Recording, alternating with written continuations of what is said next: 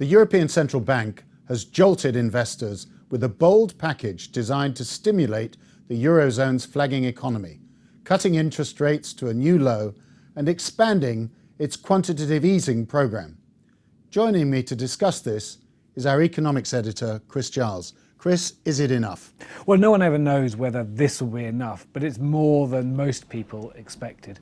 More quantitative easing, 80 billion euros a month of extra money going in. More assets are being bought, a bigger variety of assets, not just government bonds, but also corporate bonds.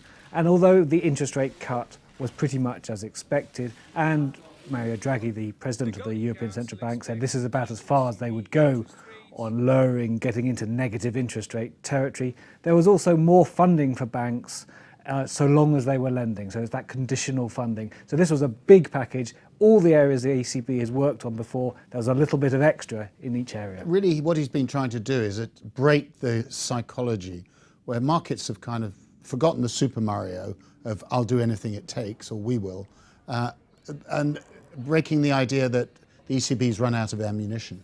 Yeah, so they had a very difficult period at the end of last year when it looked as if they were doing very, very incremental moves when inflation was really falling a long way below their targets.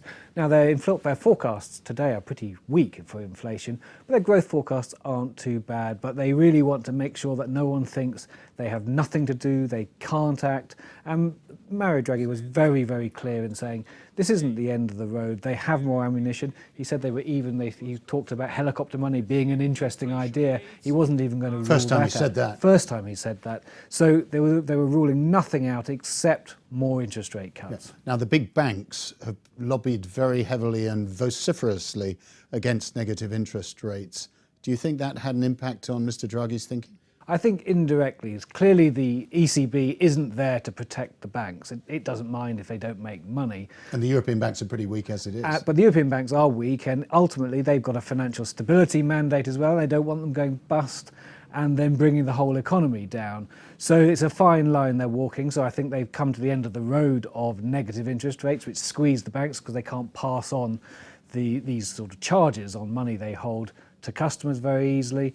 And they're going to go with the other measures, which essentially is pumping money into the European economy rather than trying to get banks to do it for them. And with the ECB trying to weaken the currency, if you like, a competitive devaluation? I think indirectly that's been an assumption that this is the game that central banks have got into. Like Japan. Like Japan. And in fact, actually what's happened, the market reaction to this, at first the euro fell very sharply.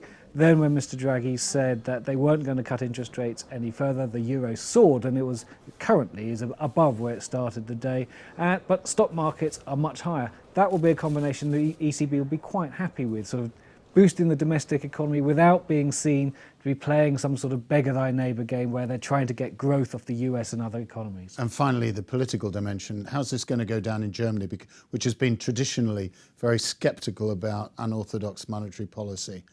It'll go down very badly, just like any other everything Does that else. matter? I don't think the ECB really mind. They know this is going to happen. They are more concerned about what's going on in the Eurozone as a whole. And frankly, Germany will kick up a fuss about this. But because the German economy is pretty strong at the moment, it's got reasonable growth rate and very low inflation, it's very hard for the Germans to claim this is creating hyperinflation when they've got none whatsoever. Chris Giles, on the day that the big bazooka was back, thank you very much.